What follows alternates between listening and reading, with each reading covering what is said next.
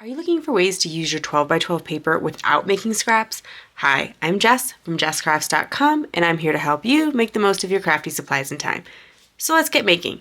Today I have 12 by 12 paper busting template for A2 cards number 22, which means there are 21 other free paper busting templates available at jesscrafts.com, so you can download those individually. You can also buy a pack of them on Etsy, so rather than getting each individual template sent to you by email, you can purchase a PDF and print them all out at once. And I know many of you picked up the next 10 sketches or the whole pack of 30 because you're excited to get to working on that 12 by 12 paper this year. So I am looking forward to sharing a lot of inspiration with you for 12 by 12. I've done a lot of 6 by 6 in the past, and I have some 12 by 12 that I'm looking forward to sharing. So last time I did cards, I did Valentine cards, but they were all with a pink paper. And this was the Nitpicky from Fawn, and it was the same paper, but just like in a pink colorway. And I thought I'll do blue today because then when I send these cards out to an organization like Cards for Hospitalized Kids or Cards for Kids, or there's a whole list of them on my blog, so at jesscrafts.com it says where to donate. You can click that and you can get a list of organizations that you can send your handmade cards to, and then they distribute them to seniors living in nursing homes or kids in hospital or things like that. And there's also a bunch of jokes. So when you're done making your card and you're like, I don't really know what to put in them, there are Valentine jokes. So that'll be perfect for today. All right, I'm following the template, and it says that I need 3 1/4 wide by 5 1/2 long. So I'm gonna cut my 3 1/4 inch pieces to start with. And 3 1/4, I need that 3 times, which would be 9 3/4. And this is going to be the 2 1/4 piece that I'll also need. So now we're gonna take this to 6 1/2 so that I have a 3 1/4. Take it again to this time 3 1/4, and I'll have 2 pieces. So in total, 3 pieces that are 3 1/4 wide by 12 inches long. Then I keep following the sketch. The sketch says, okay, now you need to cut 1/2 inch off the bottom of them. You could absolutely instead cut these larger pieces first, but for me, cutting a 1/2 inch, like taking a piece of paper that is 1 inch wide and cutting it in half, is more difficult. So I would rather cut the 1/2 inch off the long piece. So I'm gonna bring it to 11 1/2, cut a little strip off, and then I'll bring it to 11. And that's give me 2 1/2 inch strips. Then I need to cut this remaining piece in half to 5 1/2. I know I'm saying a lot of measurements, but that is why I provide these free templates, so you don't have to memorize all of this stuff. You can just download it. And for those of you who are newer, because I do know, at the beginning of the year, people get, refreshed, and so I meet new people here on the channel.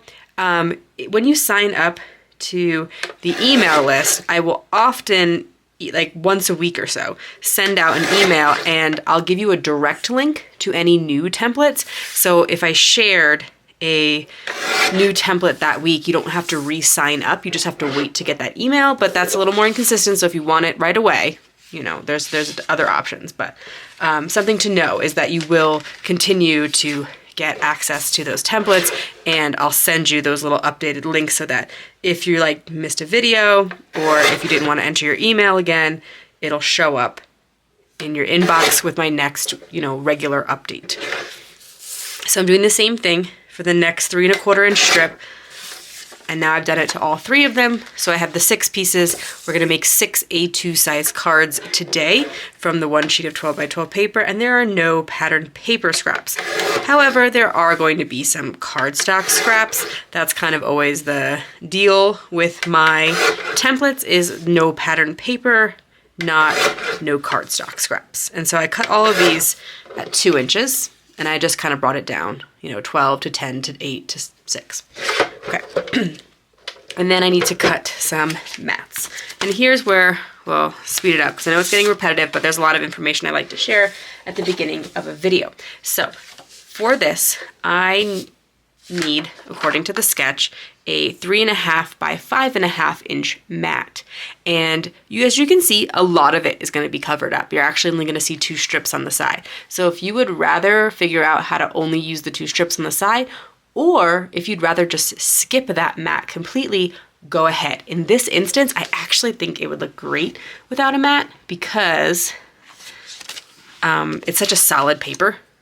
And I'm probably going to use this knit side just because I think it's the like prettier side. So I want the piece of paper that is so large, I think I want to share the pretty side and, you know, quote unquote pretty side. And then this will go on the next layer, the strip. And I think in this case, a mat would be helpful to kind of let it pop off that background a little bit because right now it's just kind of blending in. And then I'll need to go back to the original pattern. I can go back to the original pattern for this block, and then again, it certainly needs a mat because you're just blending in with the background paper. Or I can keep it on this side if I think that will look better or be easier to stamp on. So what I'm gonna do now is I'm actually gonna skip the mat just to show you that there are options, and for those of you who like really wanna get an efficient use of cardstock, you don't wanna cut a big old chunk of cardstock that you're barely gonna see. But if you have a paper that's like kind of white on white or something like that, I really do recommend that, and I like to include those measurements. So what we're gonna do here is we're gonna cut this to 2.5 and then to 2 1/4. So 4.5, half of that, 2 1/4, and then that will give me my mats for that piece. And then similarly, actually, the more, no, it doesn't matter. Okay, sorry, I think I was doing some quick math in my head, but it was wrong. So, and then I do need 3.5 inch wide by 3/4 of an inch mats for those strips. Okay, and then I'm gonna keep cutting, but I'll need 6 of each of those. So to assemble the card, I'm gonna take that long piece in the back that I decided not to put a mat on, and then I'm gonna layer this strip. And then the final step is to layer this almost square on top of it. If you look in the sketch, I kind of centered it, but today I think I'm going to put it up a little bit higher because of the stamp I want to use. So I have these stamps from Fawn. They're kind of Christmas themed, but I didn't get to them before Christmas. So they are the Simply Celebrate Winter Critters, and I do have the coordinating dies because these are kind of tricky to cut out. There's quite a bit of detail on some of them. Not so much on the, I'm going to pick the penguins, which are probably the easiest to cut out. But look at the deer, you get around the little antlers or the wings and the antenna. So anyway, I want to put these penguins across here, and I'm like, I could stretch them all the way across, or I'm also thinking about using less penguins. So I haven't quite decided yet, but I did want to share how when you're trying to stamp multiples of a stamp like this, how you could save a little bit of time. Now, when I get to a stamp that's as large as this, I'm a little bit more hesitant to use my stamp block and more likely to go ahead and pull out my MISTI because it will also, I'm going to show you this little trick that will make, spacing it out a little easier. Okay, so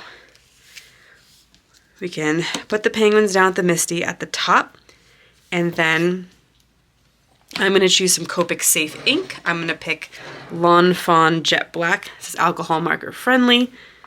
And then go ahead and stamp my first set of penguins. They might not come out perfectly because I think this stamp is brand new.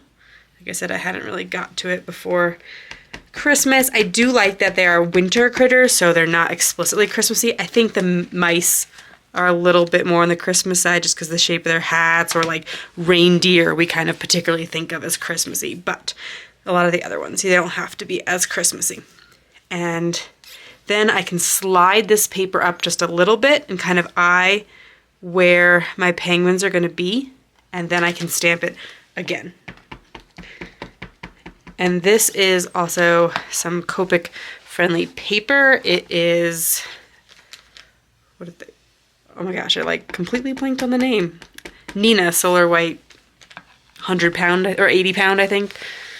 And keep doing that. So by sliding that up, it's gonna make sure that I get these good impressions on a larger stamp, and then I don't have to keep like reloading it into my MISTI. The other thing you can do is like once you've reached the top, as you can see, I haven't finished the last one. So here, I'll show you that real quick. I'm a big fan of not having to move these things around in the MISTI, because once it gets inky, it can kind of transfer ink where you don't want it. So what I would do in this case, let me do one more time for a good impression, is at this point, I would then flip it over. And I can get one more, and they're gonna be facing in the opposite direction, but I've squeezed that out of this same piece of cardstock. Now, unfortunately, this panel of cardstock is gonna stamp 5 of them, and if I'm gonna use the whole thing, I'm gonna need 6, but that's okay. We'll either figure it out, or we might be using less of the penguins anyway. So. But yeah, there you go. So you can kind of see how you would use your MISTI to make the process perhaps a little bit easier, but of course, just grab your stamp block. You'll see I do that all the time in my videos. I don't use my MISTI for everything. So I colored in the Lawn Fawn penguins from the Simply Celebrate Winter Critters, and I die cut them out, and I wanted to show you, if I put them all the way across, I think it looks cute. You can absolutely do this. But for me, it felt like, I don't know, maybe a little overwhelming, or like if I tried to lay them across that strip, then you kind of lost the pattern of that strip completely, which is fine. I mean, totally up to you, do what you like. I just kind of wanted to propose a secondary way of using these, because I think that sometimes we get a stamp and we just use it as intended. But I think you absolutely can clip a few of the critters off. So even though I did run it through my die cut machine and use the coordinating dies, which does give you a white border all the way around, including the line, if I were to cut through the line, because I think I want just 3 penguins, what I'm gonna do on the other side is also just trim to the line so that both sides look the same. And of course you could just fussy cut out your things as well, which I often do, and these penguins wouldn't be so bad. So then, when I place it down, that just, I mean, it's almost about the exact same width and all that, so I kind of like it better. And then I would have to either use these other penguins on a different card, or, I mean, like, I could use them on one of the other cards in my set, or I could use them on a completely other design, and I usually have no problem doing that, like taking things that I've colored in and just kind of stashing them away for the future. I always wind up finding a purpose for them. But either way, I think also you could kind of get a 2-for-1, so you color one strip and you just put 3 on one card and 2 on the other, and that would look great. In terms of the sentiment, honestly, I think cards like this, like, they're also totally fine to be left like this. You don't have to put a sentiment on the front of them. But in this instance, particularly the penguins are kind of small scale, so that's why I really want to add a sentiment. And so I went into my Lawn Fawn collection. I found You're So Cool. I had a feeling that there was going to be some sentiments across my collection that would work well for this. I also have an Ice Day, which was in the Critters in the Arctic. This other one is Critters in the Snow. I loved the critter sets. These were some of the first stamps that I bought when I really got back, or when I really got into stamping specifically. Like Lawn Fawn is what made me go like, actually, what about this stamping thing instead of just scrapbooking? So I think Have an Ice Day would also fit across this, so you can kind of use whichever one you want. I also think the You're So Cool is really fun. It's a great encouragement card. I think you could totally use these for Valentine's Day. I think teens, kids, adults, everyone would like this card. Like, to me, this card is for anyone and everyone who doesn't want some adorable penguins. And I'm going to use Lawn Fawn Blue Jay ink. And since we're using a lot of Lawn Fawn today, I wanted to point something out about my Lawn Fawn inks, because they are the inks that I keep on hand for stamping. I don't keep a lot of inks. I like to do colored stamping. I especially like to stamp sentiments in them, but the Lawn Fawn, the bottom of the ink cubes, have no indication of what color they are. So if you are using a few of them, and this is probably true across other ink cube brands, if the cap gets separated from the bottom, you won't know which is which, except for that, you know, if you were using like a yellow and a blue, you could probably tell, but if you're using 2 different blues, you're gonna have to stamp them out and try to match the colors again. So what I did was just put a little label that says the name of the color on the bottom. And I just thought that was worth, noticing for some people, or giving you an idea if you notice that yours do that and you're afraid of mixing them up. So then I can put these down here on the card, maybe pop up those penguins for a little bit of interest, and then repeat that process across my 5 additional cards. If you found this video helpful, here's another video where you can find more ideas for enjoying your crafty time and supplies. Let me know you like this video with a share to your crafty community. Subscribe and click the bell so you don't miss the next template or tutorial, and check the video description for product links. See you in the next video.